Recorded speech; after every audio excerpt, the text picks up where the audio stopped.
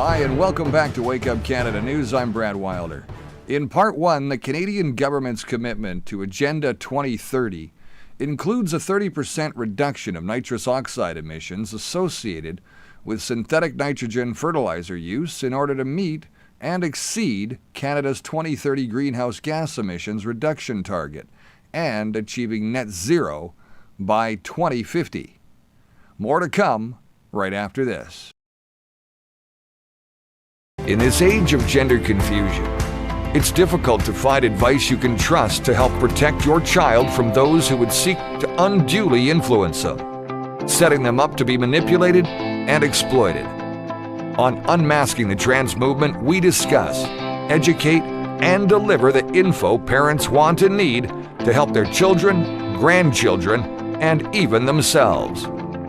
Each week, we connect you with the clinical professionals and subject matter experts who understand what this movement is all about and how to navigate around this disturbing mental health issue. Join UnmaskingTheTransMovement.com for our next webinar, where John Euler, Dr. Ann Gillies, and our clinical experts provide the advice you can trust to help protect your child from those who would seek to unduly influence them and set them up to be manipulated and exploited within the trans movement. Our webinars provide access to supporting groups discussing the issues you want to talk about with other parents and experts alike. Learn to understand how the language has changed, stay up to date on this new lingo, and be able to have a rational, understanding conversation with your child who might be getting dragged into, sorry for the pun, this evil trans agenda. Our mission is clear: to unmask the deception and protect the most vulnerable among us. For webinar dates, times, and pricing, please visit our website at unmaskingthetransmovement.com/webinars.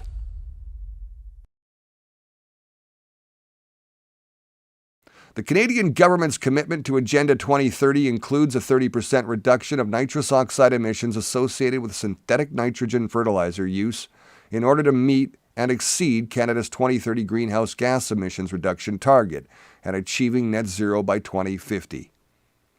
Canadian farmers and ag producers state that the reduction cannot be achieved without severe economic hardship for the average Canadian farmer.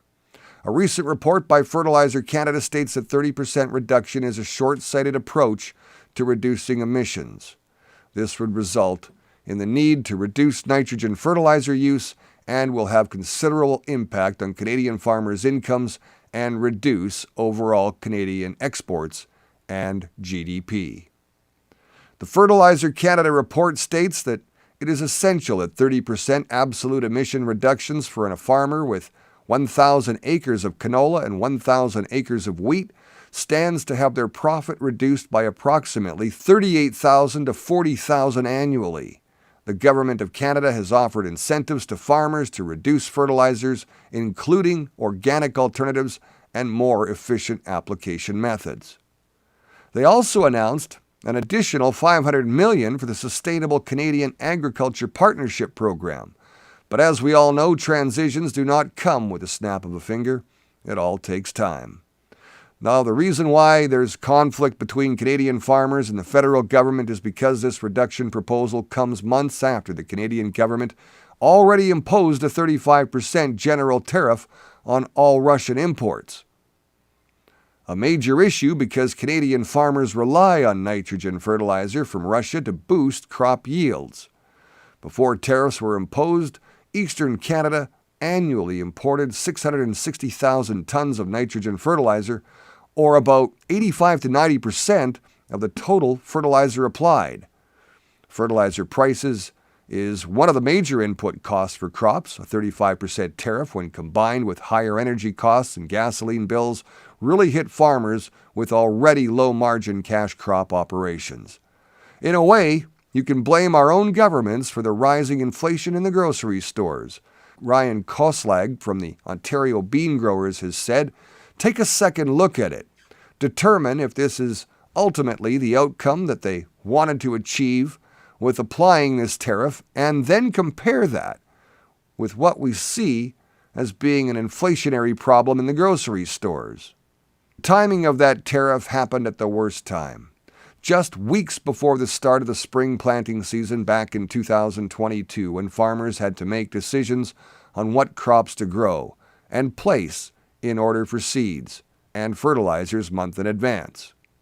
You can understand why they're unhappy, and they feel like the federal government is trying to crush them, can't you? One solution might be for farmers to convince the governments to invest in expanding the domestic supply of fertilizers, as Canada has all the natural gas resources to become self-sufficient in fertilizer production if the government invests in domestic nitrogen production. Well, instead, the government is doing the opposite with the new reduction proposal. Not surprising, is it? Agriculture and Agri-Food Minister Marie-Claude Bibeau said the government was investing in the fertilizer industry by funding research and innovation and helping farmers find new suppliers. Now look, not all growers can pivot on a penny. It's really hard to be a green farmer when you're operating in the red, Koslag said. So now what? Well, there isn't much love lost between farmers and the federal government, is there? The government will continue to hold farmers in limbo and not search for a solution like they claim. And well, the farmers, meanwhile, are going to watch the government planning to implement forced compliance against them and ag producers everywhere. Trudeau's new Canadian climate ministry will have arms storage, even detention centers and rooms. Yes, you heard that right. Arms storage and detention rooms. The facility for Trudeau's new climate cops also includes massive firearms storage space, interrogation rooms, and re-education rooms. Re-education. Yeah, where have we heard that before? A Minister of Environment and Climate Change Canada facility is already under construction right here in Winnipeg, Manitoba. The counter-signal, which claims to have received a leaked copy of the architectural plans as drawn up by a Winnipeg firm, published a snapshot showing some of the disturbing labels from months ago when nobody was watching. The sprawling 50,000 square foot building also encases biological labs, media relations offices, a weather forecasting station, and perhaps the most disturbing, given the implications, facilities for housing hundreds of people, including enforcement officers, working for the ECCC. The enforcement officers are essentially climate police, endowed with the equivalent authority by the 2019 Impact Assessment Act, which purports to be legislation aiming to reduce the impact of energy, farming, and other large projects on Indigenous communities and the environment. They may enter into any property without a warrant in order to verify compliance with the IAA, taking photos, accessing computers, phones, and other devices, giving orders to anyone operating machinery or even demanding the premises be vacated and future access prohibited. Now, according to a job posting on Indeed.com, Canada is currently and has been hiring for some time now for these enforcement officer positions to enforce pollution regulations. They are given a secret security clearance and restricted weapons which they carry along with handcuffs into whatever environmental conditions Ottawa calls them to inspect. ECCC agents were spotted on private farmland in Saskatchewan recently, where they claimed to be taking water samples in order to measure nitrate levels. Premier Scott Moe demanded to know what the agency planned to use the samples for and why it was being done without the permission and knowledge of the farmers. In other words, trespassing onto private land. Many farmers fear the Prime Minister could follow in the footsteps of his counterpart in the Netherlands, whose planned restrictions on fertilizer usage threaten to remove the majority of Dutch farmers off their land. Canadian farmers off their land. You can't fathom it, neither can I. Neither could the Dutch. In 2020, Trudeau announced his plans to reduce fertilizer emissions by 30% over the next 10 years, which will not only reduce crop yields and make it impossible to continue growing food, but fertilizer industry advocates say won't ever lower carbon emissions.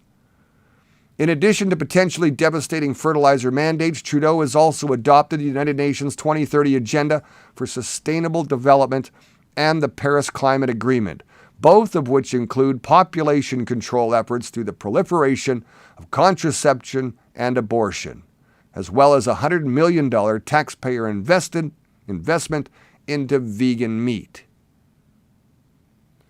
Trudeau's government continues to double down on its desire to implement fertilizer reduction protocols on Canadian farmers, despite warnings from farmers and provincial agriculture ministers that implementation of such policies could lead to economic devastation and even a potential food shortage in 2023 and 2024 across the nation. For more, you can head to the link in our show notes description. In Part 2, we definitely have lots more to discuss. We hope you stay right there. I'm Brad Wilder. Please like, subscribe, share, comment, and donate to keep us on the air with the real news Canadians need to know. Remember, you're the voice, and it's time to make it count. I'll see you next time.